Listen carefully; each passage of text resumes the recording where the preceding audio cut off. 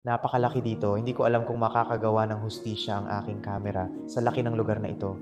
Nasa loob ako ngayon ng tore na kung ano ang iyong nakikita ngayon sa kuha ng drone, ang lugar na ito ay talagang napakalaki. Grabe ngayon.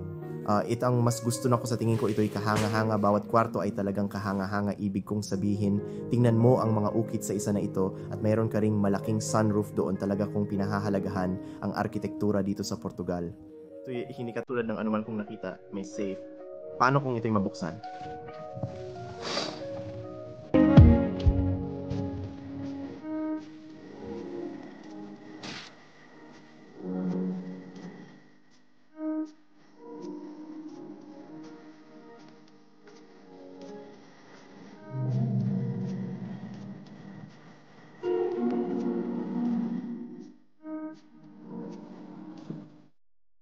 Kamusta Rowan fam at welcome back sa channel na ito. Masaya akong ilabas ang video na ito bilang bahagi ng Portugal series. Kung di mo pa ito nasusundan, panoorin mo dito sa taas. Na-upload ko na ang isang patok na video mula sa Portugal, tulad ng ito na papanoorin mo ngayon. Ang highlight natin ngayon ay ang kilalang palasyo ng mga patriarka na minsan naging tahanan ng mga patriarka ng Lisbon. Pero ang tunay na pinagmulan nito ay kay Count Bernay, isa sa pinakamayamang tao sa Portugal, na nagpa-renovate nito noong 1700 at isa hanggang ika-1734. Matagalang konstruksyon ng palasyo na dumaan sa restorasyon noong ika-19 na siglo at ika-4 na dekada ng 1940 kasalukuyan itong upuan ng rektorya at sosyal na aksyon ng Universidad ng Lisbon. Sinubukan nilang gawing paaralan ang isang bahagi nito pero hindi pa rin nagagamit. Hindi ko alam ang kalagayan nito at tila wala pang pag-asa habang nakalimutan. May mga manlalakbay lamang na bumibisita para makita ang natitira. Yan ang buod ng lugar na ito, mga kaibigan. Bago magsimula ang adventure, ismash ninyo ang like button at mag-enjoy sa video. Makikita ko kayo sa dulo.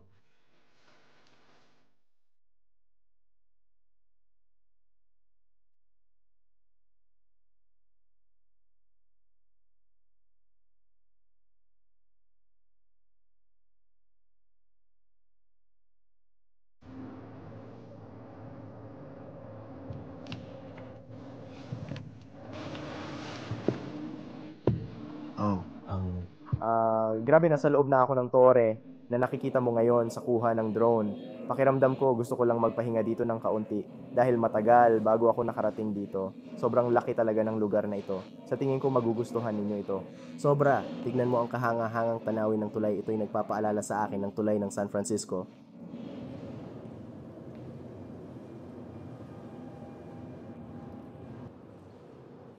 Ngayon, ito'y patungo pa sa mas mataas na lugar.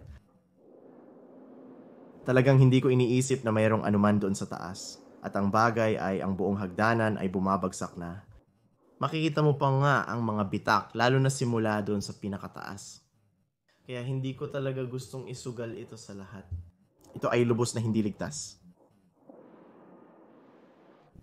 Hindi pa ito nakikita pero mayroong kamanghamanghang hagdanan at nasa tuktok tayo nito sa kasalukuyan at ito ang nagpapanatili sa kandelabra. Baka nakita mo na ang teaser sa start ng video, so oo, pupunta tayo sa ibaba agad. Isang maliwanag at maaraw na araw ito. Hindi mo pa rin makita ang labas ngayon pero oo, ito ang magandang tanawin sa likod.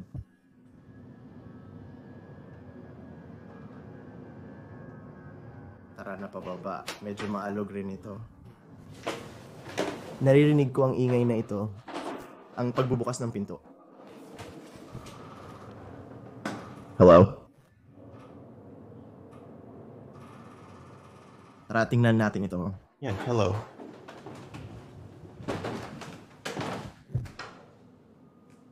Hello?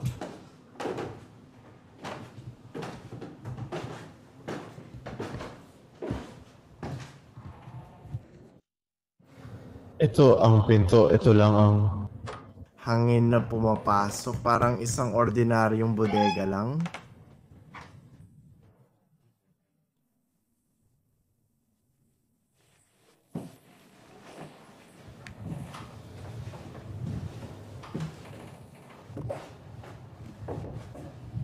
Wow, may ilaw sila galing sa araw. Makikita mo kung paano ito ginagamit dito.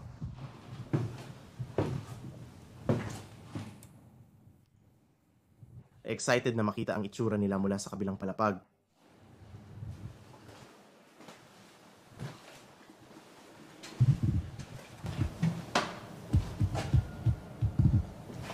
May ilang sinag pa ng araw dito.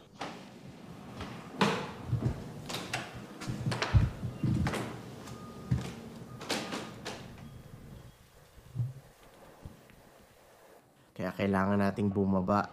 Pero bago tayo gumawa nito, nakikita ko na may isa pang bukas dito na humahantong sa isang balkonahe. At ito ay mula sa likod.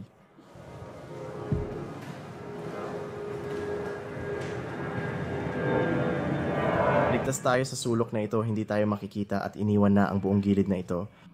Pero makikita mo kung gaano kalaki ito. Meron tayong malaking bakuran doon sa kabila. Simulan natin sa gilid na ito, magpapababa at susuriin doon.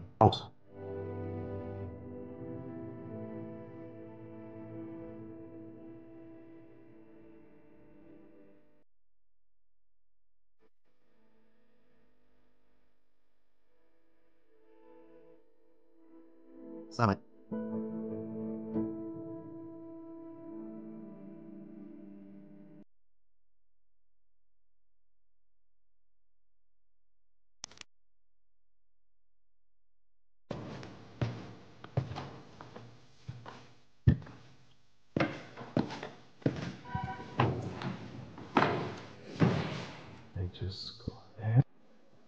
Ito ang mas gusto ko.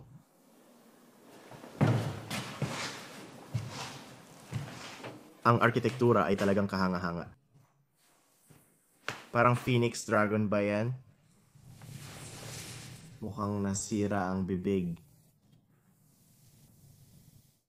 Ngayon, hindi ako sigurado kung bakit may mga lubid sa sahig dito. Gusto ko lang banggitin na nakikita na natin ngayon ang sunroof sa lahat ng kanyang kaluwalhatian. Napakaganda. Mahal ko ang stained glass at ang artwork na ginamit nila dito. Marahil ang paborito kong hallway so far.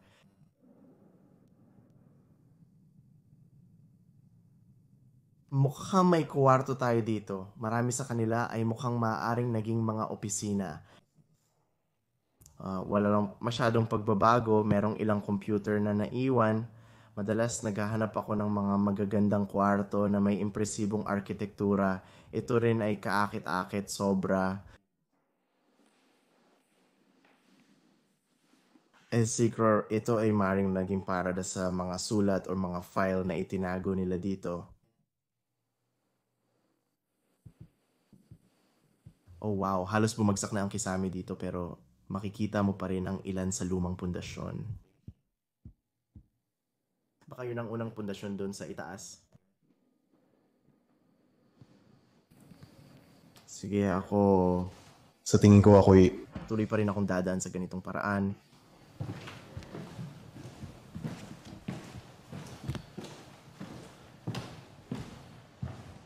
Sa tingin ko, Meron tayong bandila ng Portugal dito.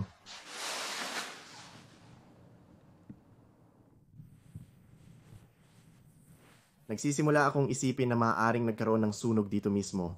Mukhang nasunog ang bahaging ito. Ngayon na naisip ko mukhang nasunog din ang estatwa ng dragon. Itim din ang lahat nito. Maring ang pintura ito. wow.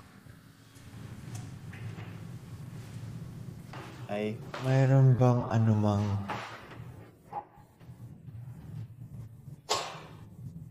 mga lalaki pa, nakakandado ito. Gawin itong parang salamin ito. Ito'y bukas.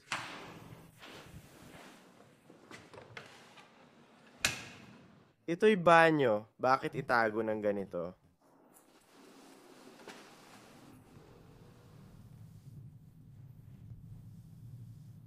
Wala namang kakaiba. Maganda, normal na itsura ng banyo.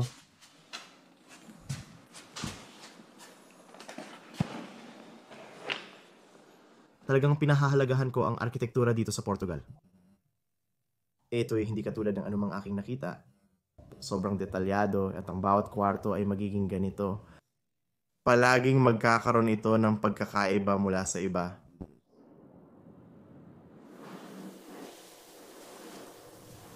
So, ito ang susunod na kwarto. Ito ay dapat na maging isang uri ng aklatan. May plaka dito mismo.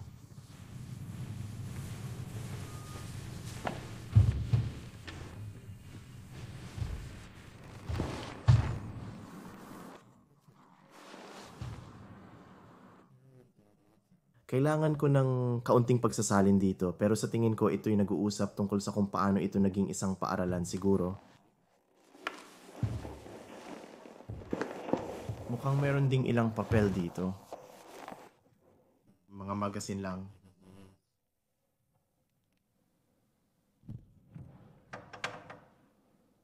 Nakakabagot. Ang hindi nakakabagot ay ang mga mural dito sa kisame. Lahat sila ay magkaiba.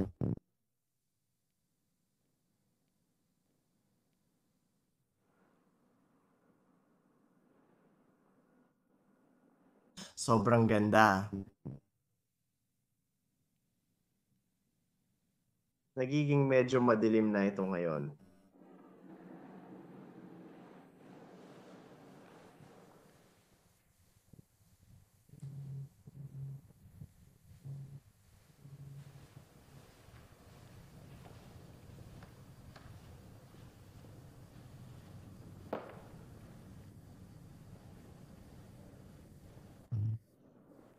Diyos ko, may mga ukit sa hallway na ito na talagang hindi ka panipaniwala. Siguraduhin suriin natin ang bawat kwarto, kasama na ang sulok na ito.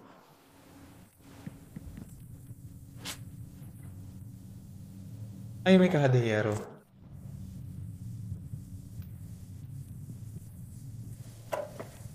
Ano? Kung ito. Ay magbukas.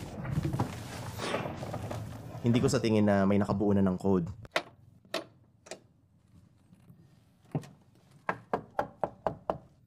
Mayroon bang tiyak na paraan para suriin kung may laman sa loob? Kung ito ba ay walang laman o hindi? Tiyak kung may natira pang bagay dito sa loob? Iwanan ang iyong komento sa ibaba at ipahayag kung ano ang palagay mo ang laman nito.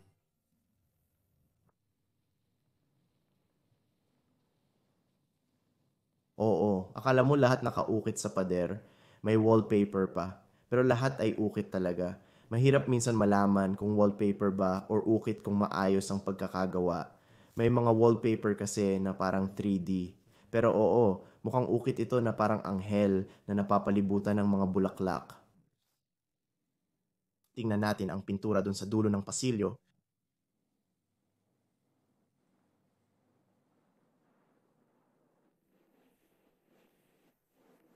Maganda, mukhang pintura ito ng isang hardin. Sa tingin ko parang tapestry ito.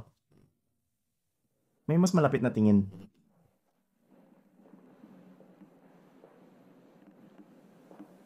May mas magagandang kwarto pa tayong pupuntahan. Hindi ito ang pinakamaganda.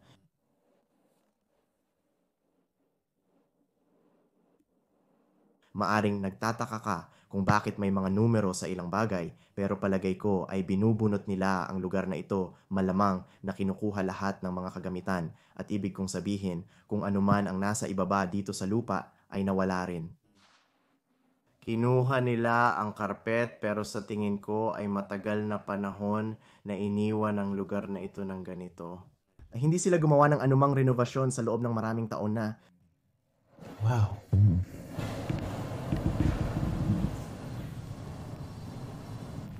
Ito ay isa pang opisina.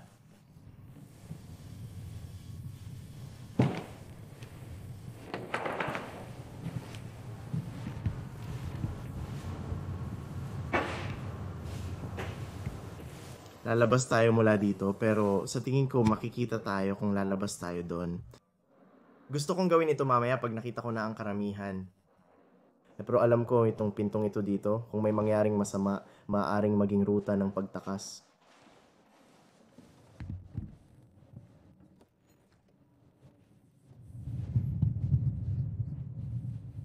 Kanina direktang katabi ng gusaling pang-eskwela. Pero kailangan pa rin nating suriin muna ang pangunahing hagdanan bilang highlight ng lugar na ito. Yun ang dahilan kung bakit pumupunta dito ang lahat.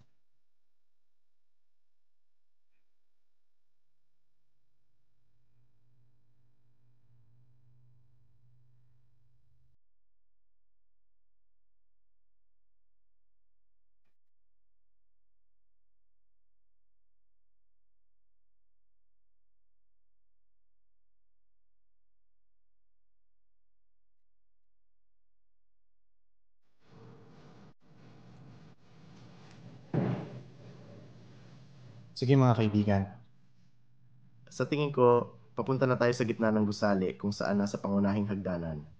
Sa tingin ko, diretso lang ito. doon.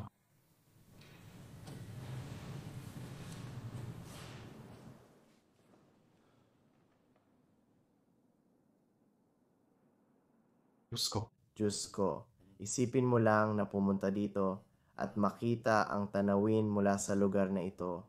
Dapat mayroon ding fountain dito noon. Maaari mo lang isipin na makakita ng mga tao na naglalakad sa magandang hardin, mga tao na nag-e-enjoy, o kahit na ang pamilya na dati rito nakatira. Grabe, maaari ko lang maisip kung ano ang buhay para sa kanila.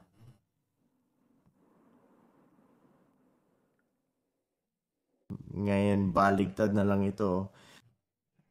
Ang mga kaibigan, referensya ito sa Stranger Things.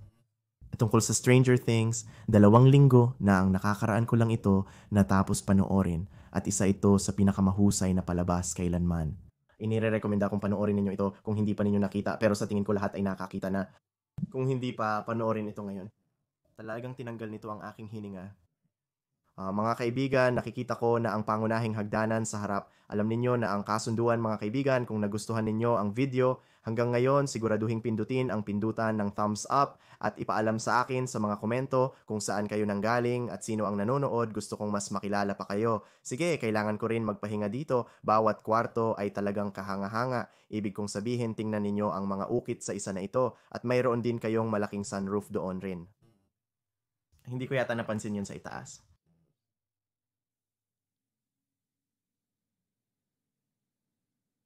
Pero ito na.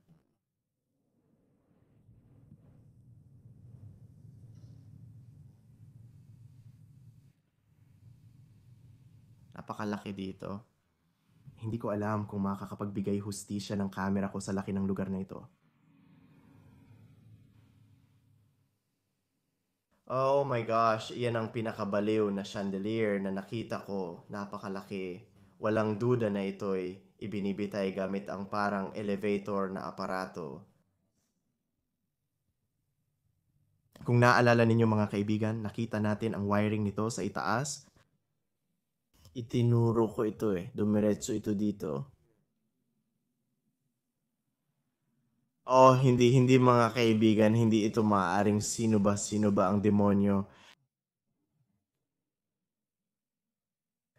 Kaya magmumura tayo sa unang pagkakataon sa loob ng maraming taon, pero sino ang gumawa nito? Hindi ito kailanman nandito sa lahat ng mga taon na itong lugar ay naiwan na walang tao. Hindi kailanman nagkaroon ng graffiti dito sa lahat. Oh Diyos ko, mayroon pang ibang mga tatak. Ito ay kahibangan.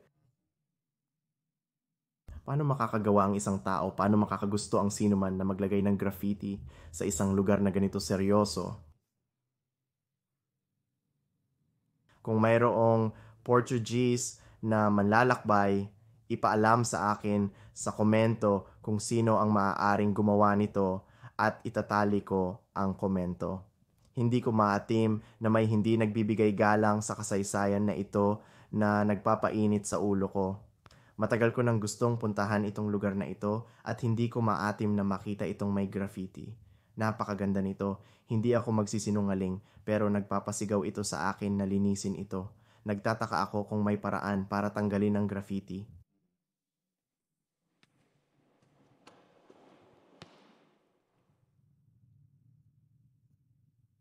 Talagang sinira nito ang aking mood. Gusto kong ipakita sa inyo ang pinakamaganda sa lugar na ito sa lahat ng kanyang kaluwalhatian. Pero ngayon sa pangunahing bahagi na may graffiti, medyo nawawala lang iyon. Baka may rason kung bakit ako'y nasa lugar na ito, nagfi-film at nagdodokumento ngayon. Baka matulungan natin ng kaunti.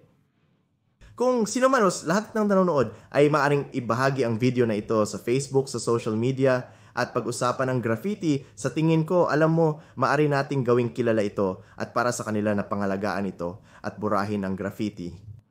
Malagpay ko ang pagpapakalat ng balita ay parang isang espada na may dalawang talim. Balita ay kumakalat at may mga masasama pero marami pa rin ang mabubuti kaysa masama sa aking palagay.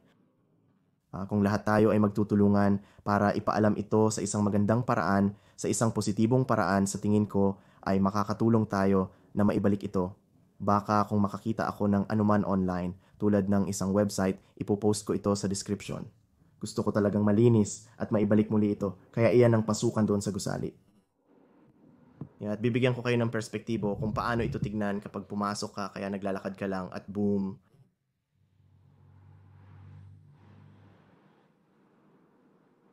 Bigla ka na lang tatamaan sa ganda ng lahat ng ito.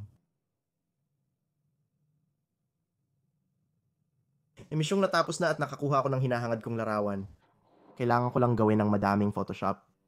Kailangan pa natin tuklasin ang kaliwa ng gusali. Naniniwala ako na nasa doon ang auditorium at maaaring lumabas tayo doon para masilip ang mas modernong bahagi ng paaralan sa gusaling ito. Sa kabuuan ay masaya dahil may pagkakataon akong makapunta dito. Ito yung sinasabi ko, ito ay puro wallpaper lamang. Hindi ito ukit pero mukhang ukit dahil sa 3D. Siguro masasabi mo na maganda talaga ang wallpaper pero may ilang ukit sa itaas konti lang.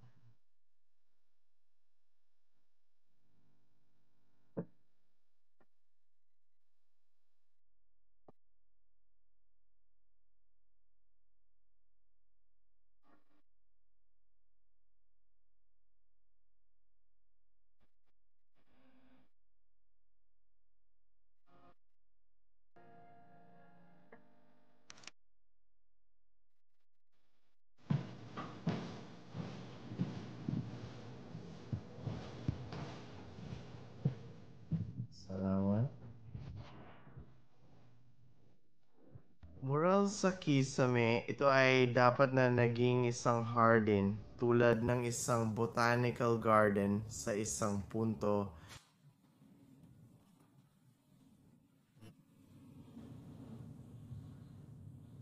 Pakiramdam ko lang ay pumasok ako sa ibang mundo.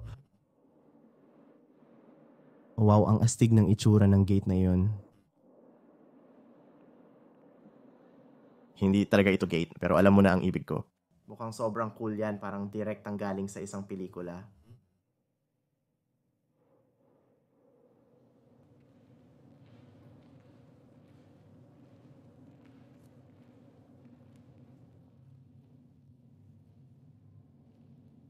Kakarating ko sa auditorium.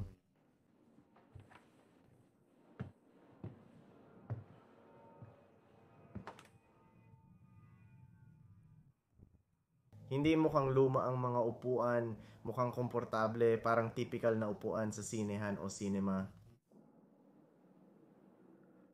Ay Diyos ko, nag-graffiti din sila dito. Halika na. Sa kahit anong paraan, maganda naman yung graffiti nila. Ano ba yan, Gurateba? Kahit nakakahiya, isang bahagi ko rin ang nagsasabi na hindi maiiwasan ang mga pangyayaring ito sa mga na-expose na lugar, kasama na ang social media, TikTok, at mga viral videos. Kapag nag-post sa internet, madali lang para sa tao na hanapin at puntahan ang lugar. Sinisikap kong maging malabo tungkol sa kasaysayan at iba't iba na hindi binabanggit ang eksaktong mga petsa o pangalan. Tulad ng mga premium na upuan sa itaas na malamang ay kailangang magbayad ng mas mahal, di ba? Pero grabe, ang mural ay kahanga-hanga rin. Lagi itong ukol sa anghel. Gusto mo lang talagang makita ang paaralan. Kaya titingin ako dito agad.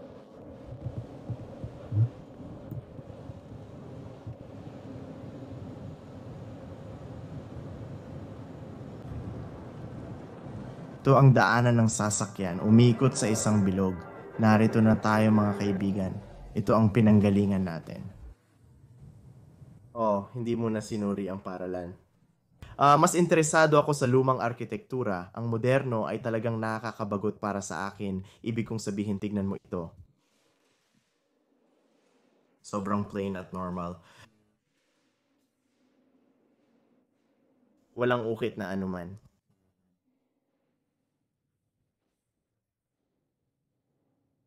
Pakiramdam ko mas may puso sa pagtatayo ng arkitektura noong mga nakaraang araw. Oh, nakikita ko ito. Ito ang paaralan.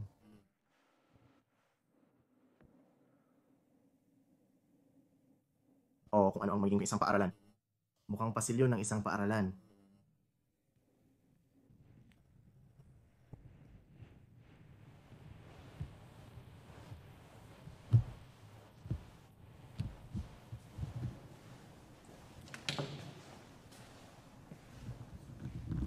Lamang. Isa sa mga silid-aralan.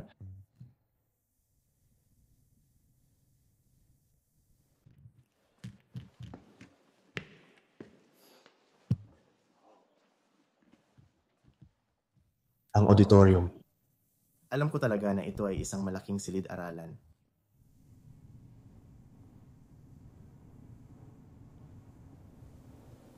Nakakahiya na walang ginawa sila sa lugar na ito.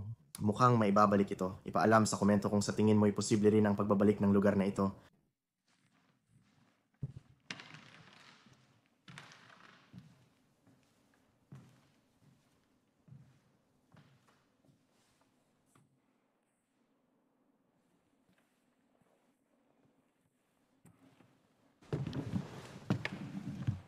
Talagang moderno ang mga upuan. Mas maganda ang hitsura nila. Ibibigay ko yon. Mas maganda lang ang modernong upuan kumpara sa lumang upuan.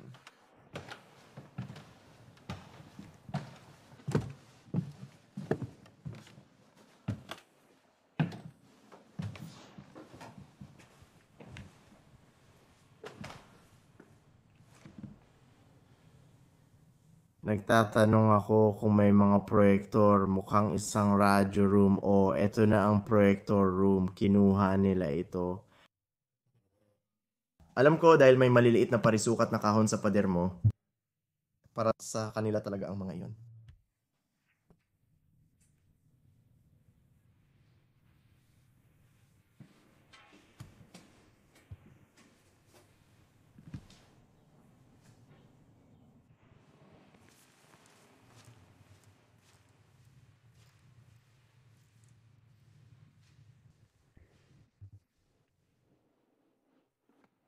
Natagpuan ko ito. Ang Urbex Tag Room. Kailangan ko ito sa buong mundo. Ako, gusto ko rin ilagay ang pangalan ko dito.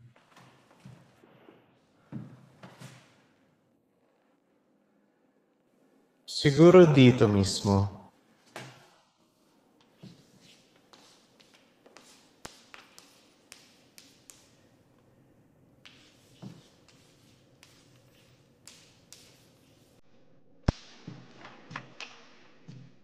Hindi ako nag-aalala sa pagkatagawa lang ito sa isa.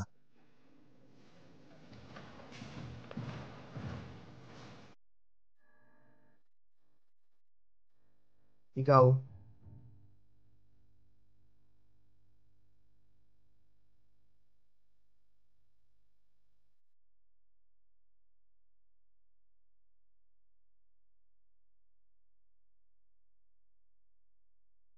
Sige, maraming salamat sa inyong lahat na nanood at nanatili hanggang sa dulo.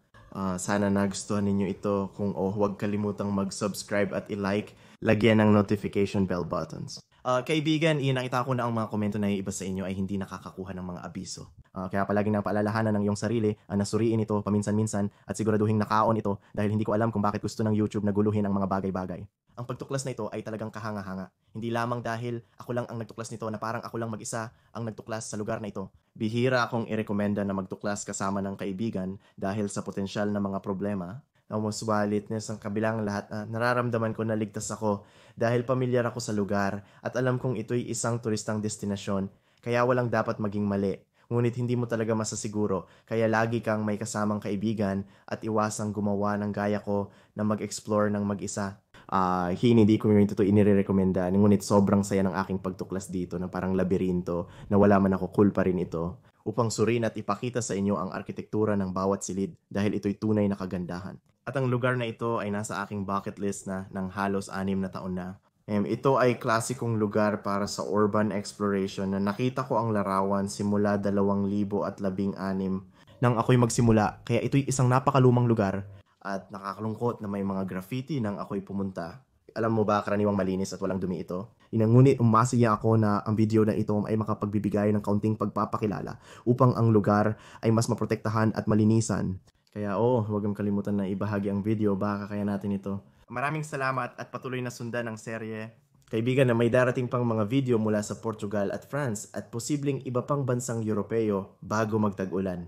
Pero hanggang sa muli, huwag kalimutan ang malayang pamumuhay at paglalakbay. Kita-kits sa susunod na adventure. Salamat sa panonood. Bumili rin kayo ng mga hoodies, kapayapaan.